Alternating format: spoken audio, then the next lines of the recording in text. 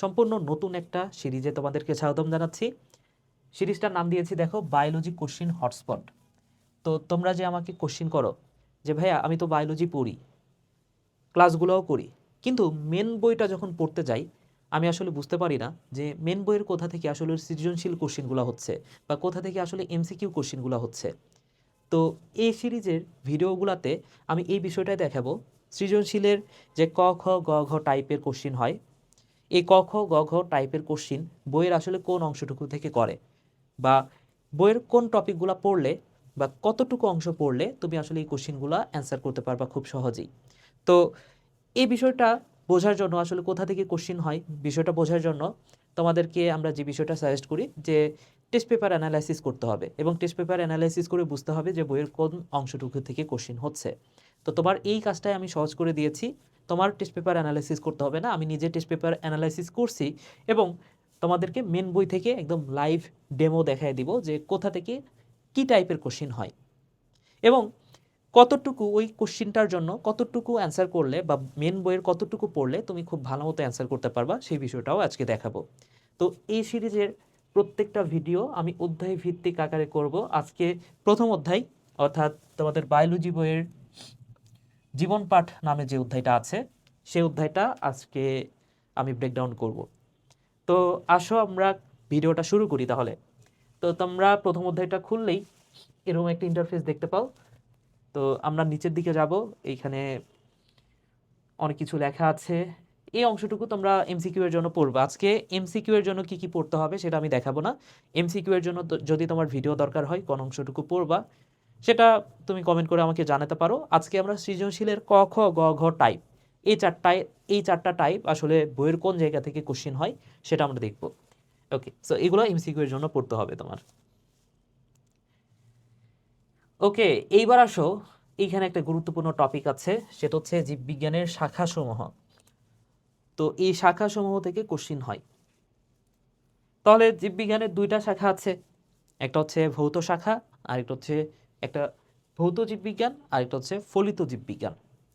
তো এইখান থেকে তোমার কোশ্চিন হবে, এমসিকিউ তো হবেই, কিন্তু সৃজনশীলের ক্ষেত্রে তোমার কোশ্চিনটা হবে হয় ক নাম্বারে আসবে অথবা খ নাম্বারে আসবে। তো ক নাম্বারে যদি কোশ্চিনটা হয় তোমাকে বলবে যে কাকে বলে, কি কাকে বলে, যেমন তোমাকে বলতে পারে যে শ্রেণীবিন্যাসবিদ্যা বা ট্যাক্সোনমি এটা কাকে বলে, তোমাকে বলতে পারে অঙ্গ সংস্থান বিদ্যা এটা আসলে কি, এটা কাকে বলে। তাহলে যদি কাকে বলে টাইপের কোশ্চিন আসে সেটা আসবে ক নাম্বারে। তো এইখানে তোমার এই ভৌত জীববিজ্ঞানের শাখাগুলা কাকে বলে এটা তোমার জানতে হবে এবং এটা তোমার ক নাম্বারে কোশ্চিন আসবে। আর খ নাম্বারে দুই ধরনের কোশ্চিন তোমাকে করতে পারে। তোমাকে বলতে পারে কেন এটা ভৌত জীববিজ্ঞানের শাখা। ধরে নাও তোমাকে এখানে বলে দিল যে শারীরবিদ্যা, তোমাকে এখানে বলে দিল যে শারীরবিদ্যা কেন ভৌত জীববিজ্ঞানের শাখা, বুঝতে পেরেছো? অথবা তোমাকে বলতে পারে যে শ্রেণীবিন্যাস বিদ্যা এটা কেন ভৌত জীববিজ্ঞানের শাখা।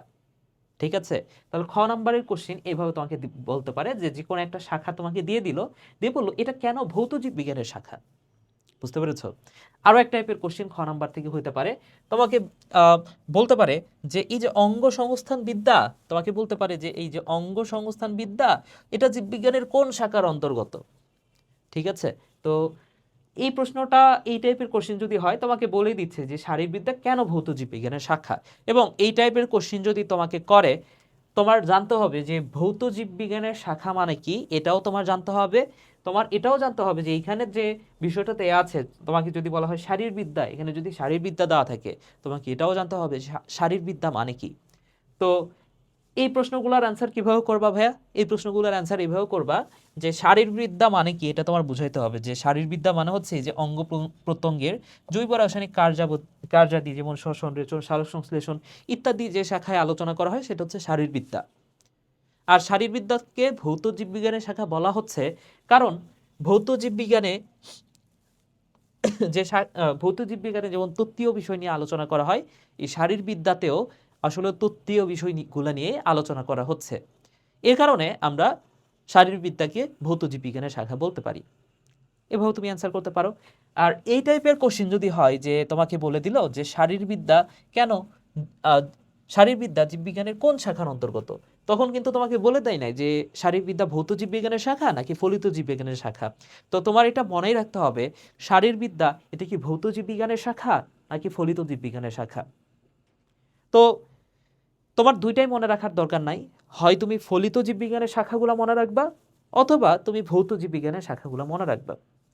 তো ভৌত জীববিজ্ঞানের শাখাগুলো কিভাবে মনে রাখতে হয় সেটার জন্য কিন্তু অলরেডি গতকাল একটা ভিডিও আমি অলরেডি দিয়েছি, তুমি কিন্তু আমার যে চ্যানেলটা সেটা কিন্তু চেক করতে পারো, ঠিক আছে। তো সেখানে ভৌত জীববিজ্ঞানের শাখাসমূহ মনে রাখার যে ট্রিক্সটা আমি দিয়ে রাখছি। ওকে, আচ্ছা, এখন প্রশ্ন হচ্ছে যে ভৌত জীববিজ্ঞানের শাখা থেকে সিকিউ এর ক অথবা খতে কোন জায়গাগুলো থেকে বেশি কোশ্চিন হয় সেটা আমি একটু বলে দিই। সবগুলোই তোমার জানতে হবে, সবগুলাই জানতে হবে, কিন্তু বেশি কোশ্চিন হয় এই যেগুলো আমি মার্কার দিয়ে মার্ক করে রাখছি: শারীরবিদ্যা, হিস্টোলজি, বিবর্তনবিদ্যা এবং আরেকটা হচ্ছে বাস্তুবিদ্যা, এন্ডোক্রাইনোলজি। এগুলা থেকে তোমার সবচেয়ে বেশি কোশ্চিন হয়। তো এগুলা সৃজনশীলের জন্য খুব ভালো করে মাথায় রাখতে হবে। ওকে,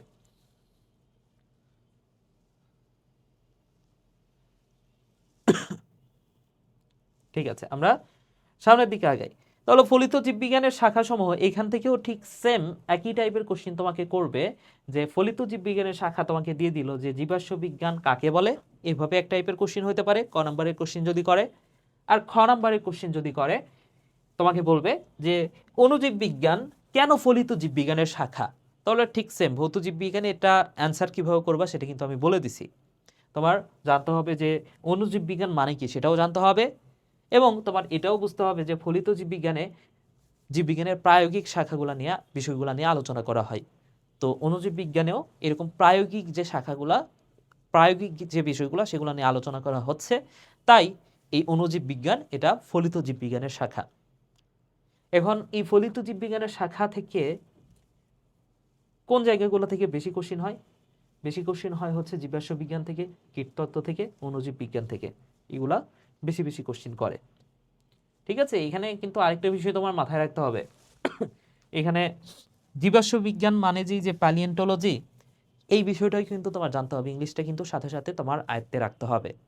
যেমন এন্ডোক্রাইনোলজি, হরমোন রিলেটেড যে বিষয়গুলা, ঠিক আছে, ওইখানে তো বাংলাটাও সেম বলা আছে, ঠিক আছে। কিন্তু অন্যান্যগুলো যদি দেখো যে পরজীব বিদ্যা, এটাকে কি বলা হচ্ছে? প্যারাসাইটোলজি।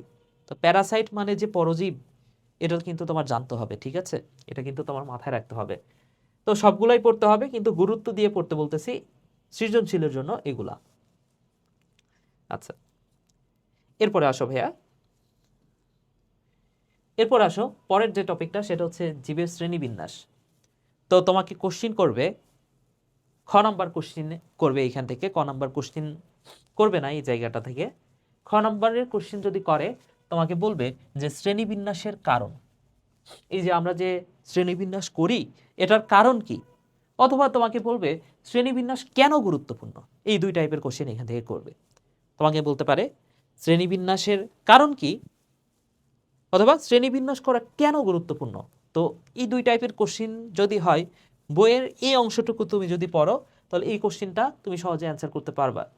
হ্যাঁ, যেমন বোঝা এবং শেখার সুবিধার জন্য অসংখ্য জীবকে সুষ্ঠুভাবে বিন্যাস করা এবং সাজানো প্রয়োজন। তো তোমার ফার্স্টে লিখতে হবে যে পৃথিবীতে এই যে কোটি কোটি যে জীব বা লক্ষ লক্ষ যে জীব, সেগুলাকে তো শ্রেণীবিন্যাস করতে হবে, বা সেগুলাকে যে সুন্দর মতো বোঝা বা শেখার জন্য এই অসংখ্য জীবকে সুষ্ঠুভাবে বিন্যাস করতে হবে বা সাজাইতে হবে।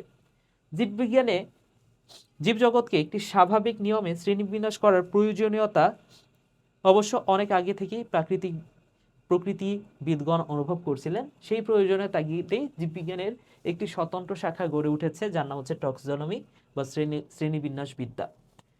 শ্রেণীবিন্যাসের মূল লক্ষ্য একটাই, এই বিশাল এবং বৈচিত্র্যময় জীবজগৎকে খুব সহজে সুন্দর মতো অল্প পরিশ্রমে অল্প সময়ে সঠিকভাবে জানা, ঠিক আছে। তো এই কথাগুলো তোমার বিষয় ওই প্রশ্নটাতে উল্লেখ রাখতে হবে, ঠিক আছে, তাইলে তুমি খ নম্বর কোশ্চেনটা সহজে অ্যান্সার করতে পারবা এবং ফুল নাম্বারটাই পাবা।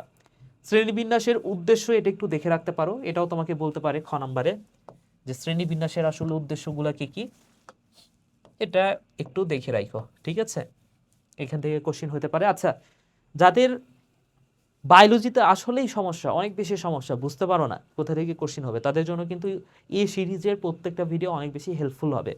তো তোমার যেটা করণীয়, যাদের বায়োলজি আসলেই বুঝতে পারতেছো না যে কোথা থেকে কোশ্চিন হচ্ছে, তোমরা কিন্তু অবশ্যই বইয়ের মধ্যে এই বিষয়টা তুলে নিবা। আমি জাস্ট নর্মাল একটা ভিডিও বানাইতে পারতাম যে এই টাইপের কোশ্চিনগুলো হয়, কিন্তু আমি ডিরেক্ট বই থেকে দেখিয়ে দিচ্ছি, উদ্দেশ্য একটাই, যে তোমরা যাতে রিলেট করতে পারো এবং তোমরা যাতে বইয়ে ওই জায়গাটাতে ওই অংশটুকু তুলে নিতে পারো। আচ্ছা, এরপর আসো জীবজগৎ। সো জীবজগৎ থেকে কোশ্চিন কি হবে এটা আশা করি তোমরা জানো, না বললেও তোমরা জানো। তারপর আমি একটু বলে দিই, দেখো জীবজগতের এই যে প্রোক্যারিওটা ইউক্যারিওটা, এইখান থেকে তোমাকে বলবে যে কেন এই প্রোক্যারিওটা বলা হয়, এখানে একটা প্রাণী দিয়ে দিবে। হ্যাঁ, তোমাকে একটা প্রাণী উদাহরণ দিয়ে দিল, ধরে নাও তোমাকে বললো যে ব্যাকটেরিয়া, ব্যাকটেরিয়া ব্যাকটেরিয়া তোমাকে বললো যে ব্যাকটেরিয়াকে কেন প্রোক্যারিওটা বলা হয়, ব্যাকটেরিয়াকে কেন প্রোক্যারিওটা বলা হয়। ঠিক আছে, সো এই যে প্রোক্যারিওটা, এই জায়গাটা থেকে তোমাকে কেন বলা হয় এটা তোমাকে অ্যান্সার করতে, মানে কোশ্চিন করবে। তুমি অ্যান্সার কি করবা, কেন প্রোক্যারিওটা বলা হয়? কারণ এদের নিউক্লিয়াস সুগঠিত নয়, এককোষী আণুবীক্ষণিক জীব। এখন প্রশ্ন হচ্ছে যে ভাইয়া, খ নাম্বারের জন্য এটা একটু বেশি ছোট হয়ে গেল না, মাত্র এক লাইন ছোট হয়ে গেল না? হ্যাঁ, একটু ছোট হয়ে গেছে, এটাকে আরেকটু বড় করতে হবে। কিন্তু মেন বিষয়টা কিন্তু এইটাই। আর একটু বড় কিভাবে করবা, এটা কিন্তু আমি বিভিন্ন ভিডিওতে তোমাদের জন্য কিন্তু ফ্রি, এই প্রথম অধ্যায় দ্বিতীয় অধ্যায় এই ভিডিওগুলো কিন্তু ফ্রিতে একদম বানাইছি, তাই না? তো তোমরা যদি সেই ভিডিওগুলো দেখতে চাও, আমার চ্যানেল আছে, শুধুমাত্র বায়োলজি রিলেটেড ভিডিও পাবা, হালকেনস্টাইন ইউটিউব চ্যানেলও পাবা, এবং আমার চ্যানেলটার নাম বলে দিই, বায়োলজি এইড স্কুল। এই চ্যানেলটা গেলে এইখানে সব ধরনের ভিডিও কিন্তু প্লেলিস্ট আকারে সাজানো আছে। ঠিক আছে, তো এই চ্যানেলটা থেকে তোমরা কিন্তু এই ভিডিওগুলা বা এই যে প্রোক্যারিওটা মানে কি, ইউক্যারিওটা মানে কি, খুব সুন্দর মতো নোট করে দিয়েছি, সেই অংশটুকু কিন্তু ক্লাস করে নিতে পারো। ওকে, আর আমার মনে হয় যে যারা ভিডিওটা দেখতেছো তোমরা বেশিরভাগই আমার এই ক্লাসগুলো করছো, তোমরা অনেকে কোর্সেই আছো আর কি। আচ্ছা, ঠিক আছে, তাহলে এইখান থেকে এই কোশ্চেনটা হইতে পারে। গ ঘতে কোশ্চেন কি টাইপের হইতে পারে, গ ঘতে এই যে এই দুই টাইপের কোশ্চেন সবচেয়ে বেশি আসে, সবচেয়ে বেশি আসে এই দুই টাইপের কোশ্চেন, খুবই গুরুত্বপূর্ণ। তোমাকে দুইটা প্রাণী দিয়ে দিল, তোমাকে দুইটা প্রাণী দিয়ে দিল, তোমাকে বললো যে একটা হচ্ছে ছত্রাক, আরেকটা বললো যে আম গাছ, আম গাছ। এবং তোমাকে বলবে যে এই ছত্রাক আর আম গাছ কে কার থেকে উন্নত। ঠিক আছে, এই টাইপের একটা কোশ্চেন, এটা সবচেয়ে বেশি কমন কোশ্চেন একটা, যে কে কার থেকে উন্নত, দুইটা প্রাণী দিয়ে বলবে এটা কে কার থেকে উন্নত। এবং তোমাকে আরেক টাইপের কোশ্চেন করতে পারে, তোমাকে ধরে নাও যে এখানে আরেকটা প্রাণী দিয়ে দিল, আরেকটা প্রাণী দিয়ে দিল, সেটা হচ্ছে ব্যাকটেরিয়া, ব্যাকটেরিয়া ব্যাকটেরিয়া হ্যাঁ, এটা ধরে নাও এ নাম্বার, এটা হচ্ছে বি নাম্বার, এটা হচ্ছে সি নাম্বার। তোমাকে বলবে যে সি প্রাণীটা কোন রাজ্যের অন্তর্গত, ব্যাখ্যা করো। ফলে গ ঘতে এই দুই টাইপের কোশ্চেন হইতে পারে, যে কে কার থেকে উন্নত, অথবা এই সি প্রাণীটা কোন রাজ্যের অন্তর্গত, বা এ প্রাণীটা কোন রাজ্যের অন্তর্গত, এই টাইপের কোশ্চেন তোমাকে করতে পারে।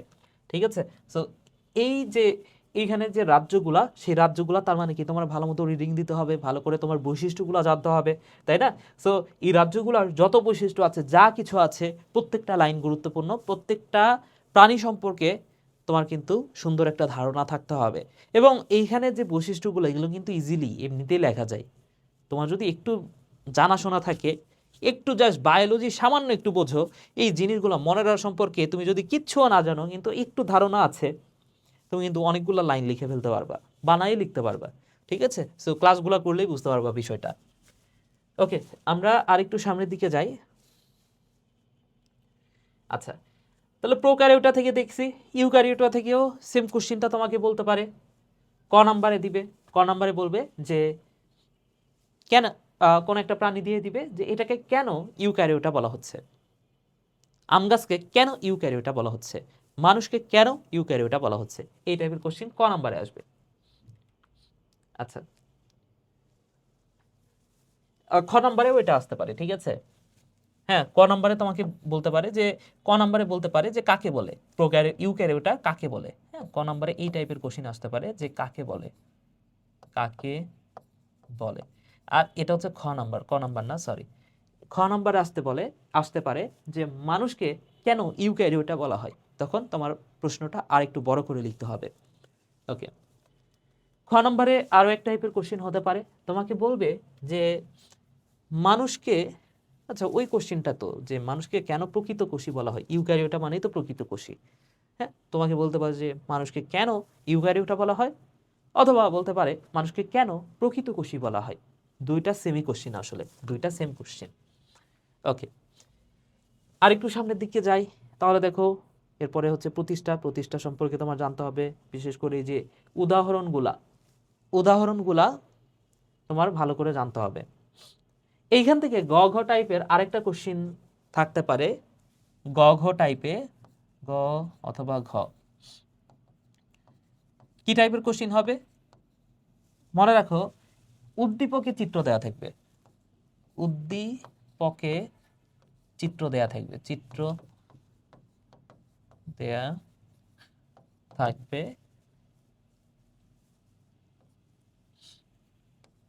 এবং বলবে চিত্রটা কোন রাজ্য, সেই রাজ্যের বৈশিষ্ট্যগুলা চাইবে। এখন ধরে নাও যে এখানে এই প্রাণীটা দেয়া আছে, এই যে এরকম একটা গঠন দেয়া আছে, উদ্দীপকে দেয়া আছে। এখন তুমি যদি নাই জানো, এই চিত্রটা দেখে না বুঝো যে এটা হচ্ছে ডায়াটম, আর ডায়াটম প্রতিষ্ঠা রাজ্যের অন্তর্গত, তুমি অ্যান্সারটা করবা কিভাবে বলো? তুমি ধরে নাও যে প্রতিষ্ঠা রাজ্যের সব বৈশিষ্ট্য তুমি জানো, কিন্তু তুমি চিত্রটা দেখে চিনতে পারলা না, তুমি কিভাবে এই কোশ্চিনটার অ্যান্সার করবা? তো চিত্রগুলা, এখানে যে চিত্রগুলা, এগুলো আঁকানো শিখতে হবে না। আবারও বলে দিচ্ছি, এই চিত্রগুলো আঁকানো শিখতে হবে না, তোমার জানতে হবে যে এই চিত্রগুলা কোন রাজ্যের অন্তর্গত। ঠিক আছে, ওকে, সামনের দিকে যাই। এখান থেকে তোমাকে কোশ্চিন করতে পারে কনজুগেশন কাকে বলে। ক নাম্বারের কোশ্চিনটা হইতে পারে যে কনজুগেশন কাকে বলে। কনজুগেশন মানে কি, এই যে অ্যান্সারটা হবে এটা, জৈবনিকভাবে ভিন্ন কিন্তু গাঠনিকভাবে এক, এরূপ দুটি গ্যামিটের মিলনের ফলে যৌন জনন। তাহলে কনজুগেশন হচ্ছে একটা যৌন জনন, বুঝতে পেরেছ? এই ধরনের যৌন জননকে বলা হচ্ছে কনজুগেশন। তাহলে এটা ক নাম্বারে তোমাকে বলবে, ক নাম্বারের জন্য এটা পড়বা।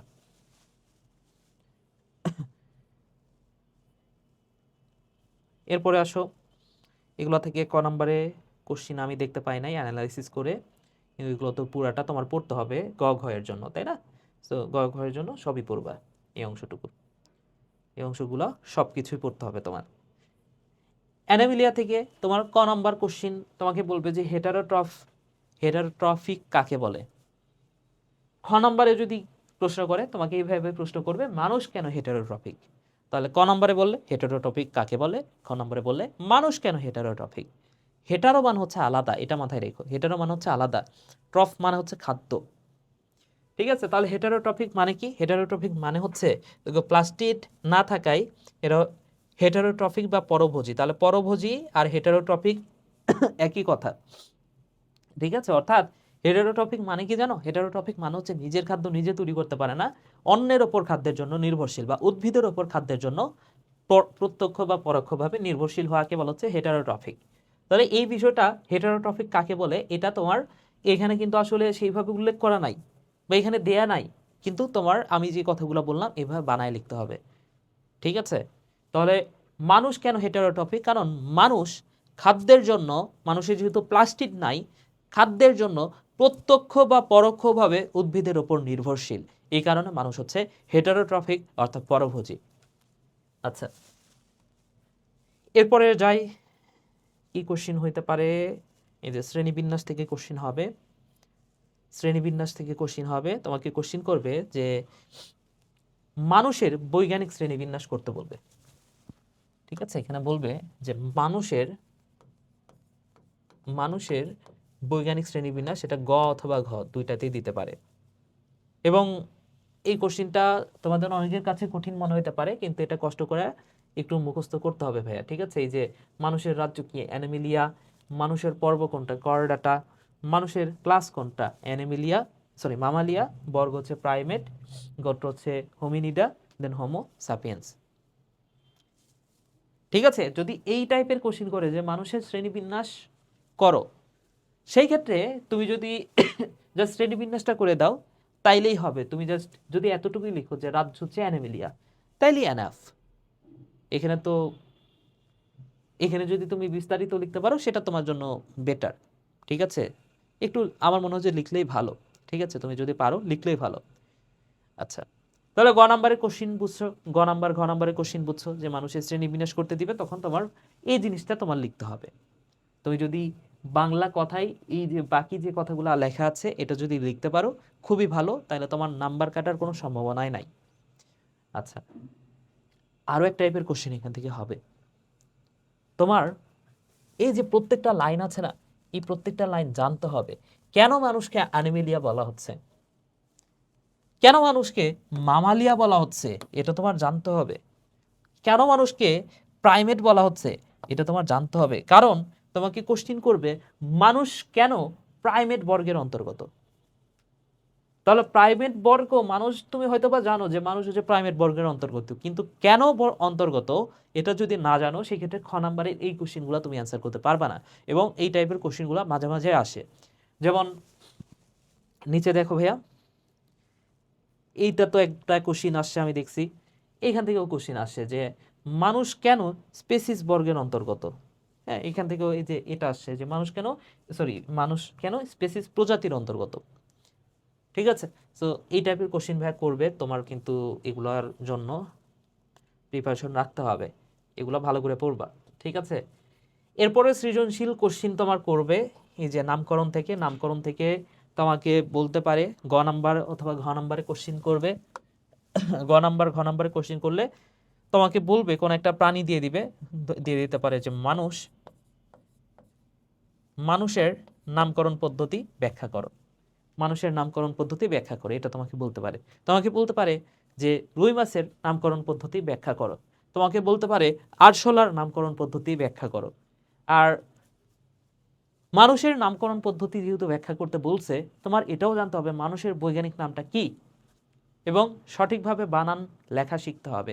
তোমাকে যদি এখানে বলে আরশোলার বৈজ্ঞানিক নামকরণ ব্যাখ্যা করো, তো আরশোলার নামটা কি সেটা তোমার তো ফার্স্টে জানতে হবে, তাই না? গণ কি, স্পেসিস কি, এটা তো তোমার জানতে হবে। আচ্ছা, তাহলে ওই নামকরণ পারার জন্য তোমার এই যে বৈজ্ঞানিক নামগুলা ভালো করে জানতে হবে। প্রথম কথা হচ্ছে এই যে এখানে কয়েকটা বৈজ্ঞানিক নাম আছে, এই বৈজ্ঞানিক নামগুলা তোমার জানতে হবে। কেন জানতে হবে জানো? তোমাকে এগুলা থেকে মেইনলি এমসিকিউ কোশ্চেন করে, কিন্তু সৃজনশীল তোমাকে হয়তো বা সরাসরি কোশ্চেন করবে না, কিন্তু উদ্দীপকে দেয়া থাকতে পারে। হ্যাঁ, উদ্দীপকে দেয়া আছে, বা ক নাম্বারেও অনেক সময় করতে পারে। ক নাম্বারে তোমাকে বলতে পারে যে মানুষের বৈজ্ঞানিক নাম কি, ক নম্বরে বলতে পারে যে মৌমাছির বৈজ্ঞানিক নাম কি। অথবা তোমাকে এইভাবে করতে পারে যে একটু আগে যে কথাটা বললাম যে মৌমাছির নামকরণ পদ্ধতি ব্যাখ্যা করো। এখন তুমি যদি নাই জানো যে মৌমাছির নামটা কি, বৈজ্ঞানিক নামটা কি, তুমি কিভাবে নামকরণ করবা, তাই না? তার মানে কি ঘতে এইভাবে কোশ্চিন আসতে পারে। বুঝতে পেরেছো? তো এইখানে নামগুলা তোমার মুখস্থ রাখতে হবে। এবং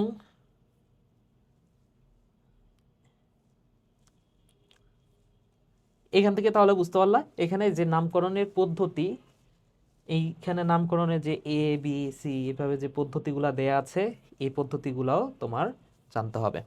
তাহলে আমাদের এই অধ্যায়টা শেষ হবে তুমি যদি যেই প্রশ্নগুলো বললাম এই অধ্যায় থেকে মেইনলি এই কোশ্চিনগুলাই হয়। এবং অধ্যায়টা ছোট, আমি না বললেও তোমরা অনেকেই হয়তো বা জানো যে এই অধ্যায় থেকে আসলে কি কোশ্চিন হয়। পরের ভিডিওগুলোতে যে কঠিন কঠিন বড় বড় অধ্যায়গুলো আছে, টিস্যু তন্ত্র, এই অধ্যায়গুলো আমরা ব্রেকডাউন করব এবং দেখব যে ওই অধ্যায়গুলোর হটস্পট কোথা থেকে আসলে সৃজনশীল, কোন জায়গাটা আসলে সৃজনশীলের জন্য হটস্পট। ঠিক আছে? ওকে, তো আমরা বইয়ের যে সৃজনশীলটা সেটা একটু দেখি যে আমি যে কথাগুলো বললাম তার সাথে মেলে কিনা। দেখো বইয়ে একটা সৃজনশীল প্রশ্ন দেয়া আছে, এনে বলা আছে যে শ্রেণীবিন্যাস বিদ্যা কাকে বলে। বলছি না যে এই টাইপের কোশ্চিন হবে। এরপরে দেখো বংশগতিবিদ্যা কোন শাখার অন্তর্ভুক্ত, এটাও বলছি, এই টাইপের কোশ্চেন হতে পারে। দেন উদ্দীপকের প্রথম চিত্রের জীবটি, দেখো চিত্রটা যদি তুমি নাই চিনো এটা কোন চিত্র, তুমি কেমনে অ্যান্সার করবা, তাই না? সো চিত্রটা দেখে তোমার বুঝতে হবে যে আমিবা। এ কারণে বইয়ের যতগুলো চিত্র আছে সব তোমার আঁকানো শিখতে হবে না, তবে তোমার জানতে হবে ওটা কিসের চিত্র। তাহলে উদ্দীপকের প্রথম জীবটি কোন রাজ্যের অন্তর্ভুক্ত সেটা ব্যাখ্যা করতে বলছে, এবং দ্বিতীয় আর তৃতীয় চিত্রের জীব দুইটির মধ্যে কোনটি অধিক উন্নত, বলছি না যে দুইটার মধ্যে তুলনা করতে দিবে কোনটা কে কার চেয়ে উন্নত, এই টাইপের কোশ্চিন করবে তোমাকে। এবং এইটা সবচেয়ে গুরুত্বপূর্ণ কোশ্চিন, কারণ এই টাইপের কোশ্চিন বারবার হবেই হবে, ঠিক আছে, এটা মাথায় রেখো। তো আশা করি এই সিরিজের প্রত্যেকটা ভিডিও তোমার অনেক অনেক উপকারে আসবে। যদি উপকারে এসে থাকে অবশ্যই কমেন্ট করে এটা জানাও, এবং এই সিরিজটা আমি কন্টিনিউ করব কিনা সেটাও কিন্তু কমেন্টে অবশ্যই জানাবা। হ্যাঁ, যদি সিরিজটা কন্টিনিউ চাও যে আমি সিরিজটা কন্টিনিউ করি, অবশ্যই কমেন্টে ইয়েস লিখবা, ঠিক আছে? যদি ইয়েস লিখো তাইলে পরের ভিডিওটা আমি পাবলিশ করব। ওকে, তো ভিডিওটা এখানে শেষ করছি। সবাই ভালো থাকো, সুস্থ থাকো, টাটা।